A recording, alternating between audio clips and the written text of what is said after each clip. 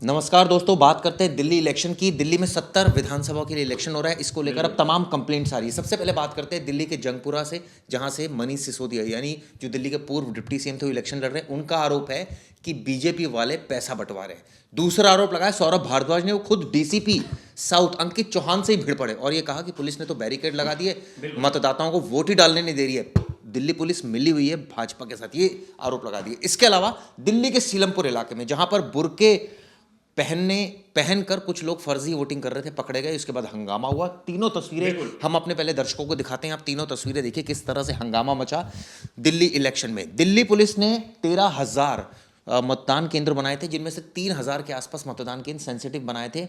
Additional force भी यहां पर आई थी, 202 कंपनियां। इसके बावजूद दिल्ली में कई जगहों पर छिटपुट घटनाएं हो रही है। प्रवेश, सबसे पहले ताजा घटना मैं आपसे जानना चाहूंगा। सौरभ भारद्वाज का जो है डीसीपी से सीधे टक्कर ले लिया। क्या हो गया, जब मीडिया उनसे बातचीत कर रही थी उस वो डायरेक्ट गए डीसीपी से, उन्होंने बात की ऑन कैमरा।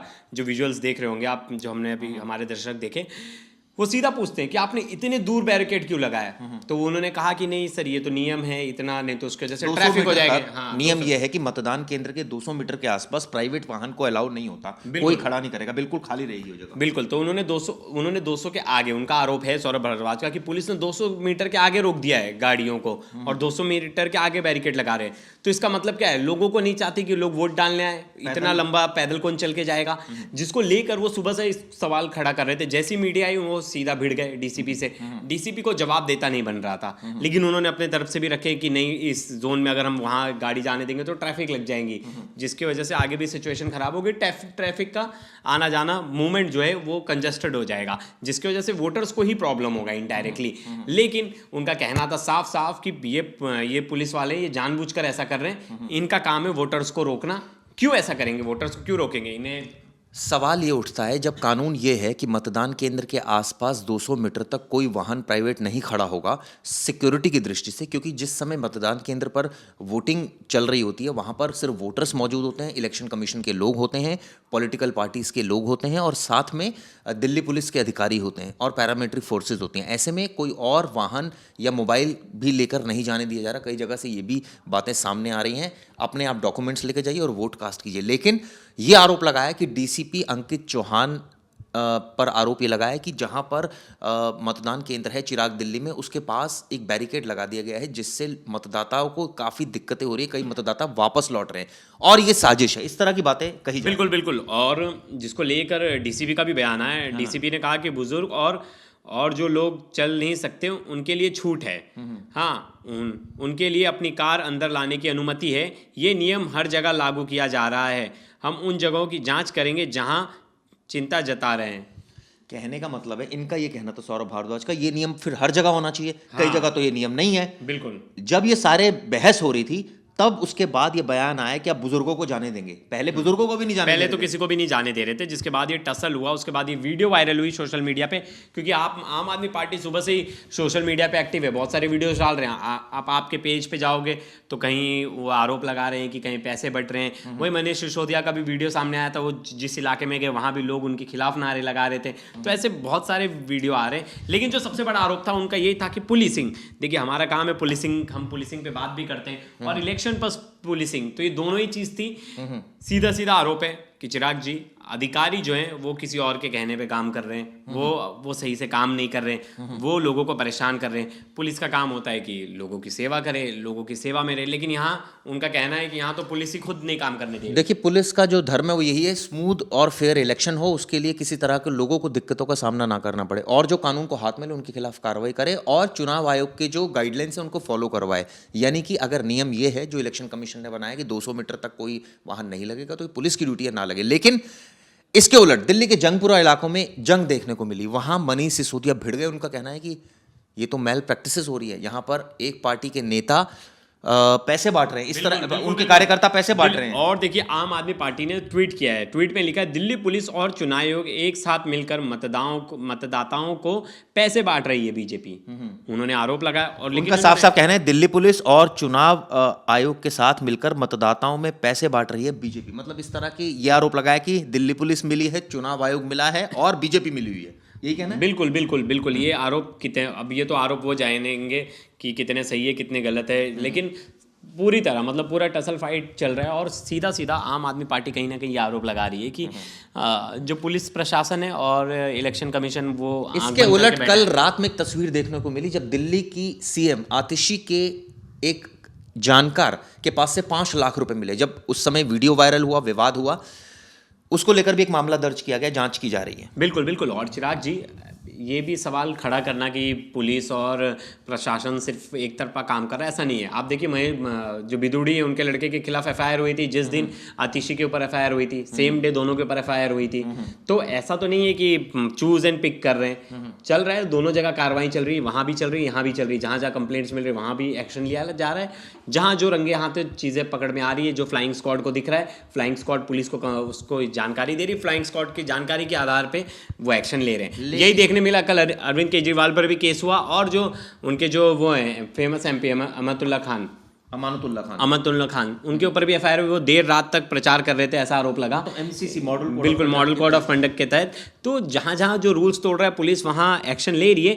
लेकिन अब जो सौरभ भारद्वाज का आरोप है ये बड़ा इंपॉर्टेंट था ना चिराग जी, क्योंकि पुलिस उस टाइम पे थी और उनका भी पुलिस का भी यही जस्टिफिकेशन है कि भाई साहब हम नहीं चाहते थे वहाँ ज़्यादा ट्रैफिक हो, अगर हम वहाँ सब गाड़ी अलाउड करेंगे तो कंजेस्टेड हो जाएगा वो रास्ता, इसलिए हमने थोड़ा दूर पे बैरिकेडिंग लगा के रोक दी गई है हमें। तो फिर उन्होंने डीसीपी ने बाद में बयान भी दिया कि बूढ़े बुजुर्ग लोग आ सकते हैं। लेकिन मुझे नहीं लगता चिराग जी इतना भी हसल होगा, कोई इतना दूर चल के आ गया तो थोड़ा और दूर चल के नहीं, लेकिन असर होता है क्योंकि मतदाता जो है वो ज़्यादा कई बार तो ऐसी भी कंप्लेंट्स आती है कि छुट्टी के दिन मतदाता जो है घूमने चले जाते हैं, वोट नहीं करते। वोट नहीं डालना चिराग जी, उसके पास तो 100 रीज़न है। लेकिन जो वोट देने मन से निकला है ना, तो ठीक है, मतलब होता है कभी कभार चीज़ें मैच अपनी होती है। बहुत जगह अच्छे स्कूल कॉलेजेस में होता है जहाँ पार्किंग की अच्छी व्यवस्था है तो गेट तक छोड़ते हैं, गेट के अंदर तक परमिशन होती है जाने के लिए, क्योंकि अंदर। तीसरी खबर आई दिल्ली के सीलमपुर इलाके से, जहां पर बवाल मच गया, जहां पर एक ऐसी तस्वीरें सामने आई जिसमें आपस में ही जो कार्यकर्ता थे भिड़ रहे थे। पहले तस्वीरें देखिए किस तरह से कार्यकर्ता आपस में भिड़ रहे हैं।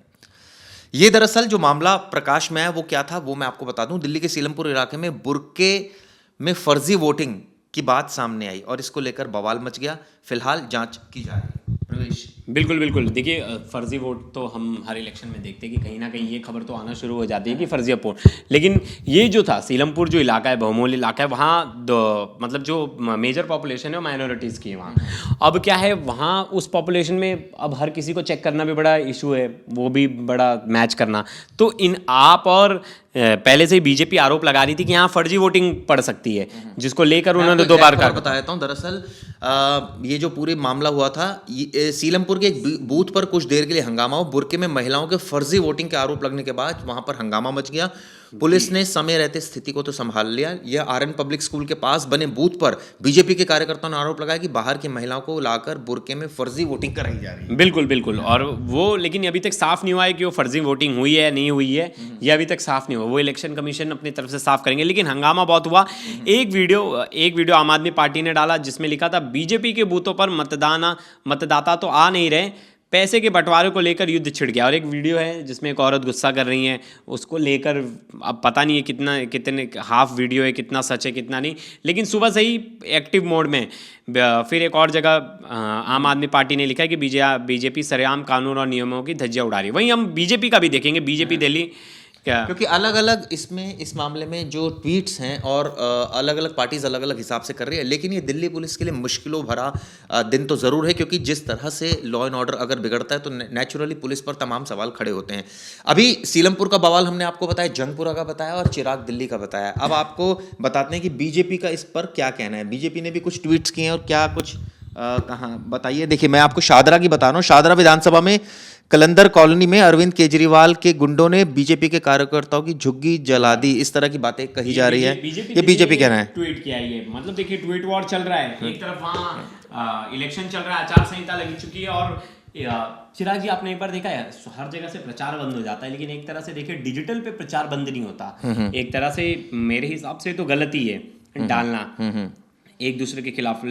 आप जो कंप्लेंट है आप उस कंप्लेंट को इलेक्शन कमीशन के पास कीजिए, मीडिया के पास कीजिए, मीडिया को बताइए, इलेक्शन कमीशन को बताइए, वो आपकी खबरें दिखाए, वो बताएं, लेकिन खुद से अपने सोशल मीडिया हैंडल पे ये सब चीज़ें डालना, एक तरह से तो सोशल मीडिया भी आपका एक जगह ही हो गया, आपका एक अड्डा हो गया जहाँ से आप अपने प्रचार प्रसार कर सकते हो। बिल्कुल आपने ठीक कहा, बिल्कुल, क्योंकि ये ऐसा कोड ऑफ होता ही है। कंडक्ट में ये भी आना चाहिए कि सोशल मीडिया पे दोनों के लिए, आम आदमी पार्टी, कांग्रेस और बीजेपी, सबके लिए आना चाहिए कि ये तो रोक होनी चाहिए। आपकी उसकी सत्यता कब प्रूफ होगी? बाद में प्रूफ होगी।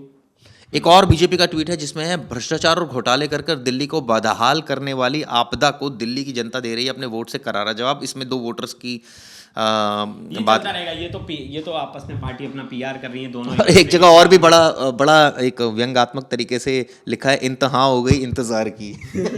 आई ना कोई क्या कर खबर। रहे हैं चिराग जी, कॉमेडी वाली चीज है कि वो उनके बूथ की फोटो डाल रहे कि देखो उनके वहां कोई आ नहीं रहा है उनके बूथ एक और बीजेपी का कहना है कि अपनी हार से बौखलाए आम आदमी पार्टी अब फर्जी मतदान कराने पर उतर रही है। मतलब आप देखिए, एक दूसरे पर आरोप प्रत्यारोप लग रहे हैं, लेकिन जहाँ तक एक दूसरे पे लगे चले ठीक है, लेकिन जहाँ ये सरकारी अधिकारी का इन्वॉल्वमेंट हो जाता है, जहाँ ये सीधा आरोप लगा देते कि ये अधिकारी कहीं ना कहीं गड़बड़ी कर रहा है, वो बड़ा चिंता वाला वो होता है कि क्योंकि चिराग जी भरोसा जो मतलब जो इलेक्शन है वो बड़ा ही वो होना चाहिए, फेयर होना एक जगह चाहिए। और लिखा है, जनता का रुझान साफ है, बदलाव। नीचे लिखा है, इतना सन्नाटा क्यों है भाई। तो देखिए, अलग अलग तरीके से व्यंग कसे जा रहे हैं, लेकिन और मैं तो व्यूअर्स को भी चाहूंगा कि आप भी कमेंट्स में लिखिए आपका क्या अनुमान है, कितनी सीटें आ रही हैं, किसकी सीटें आ रही हैं।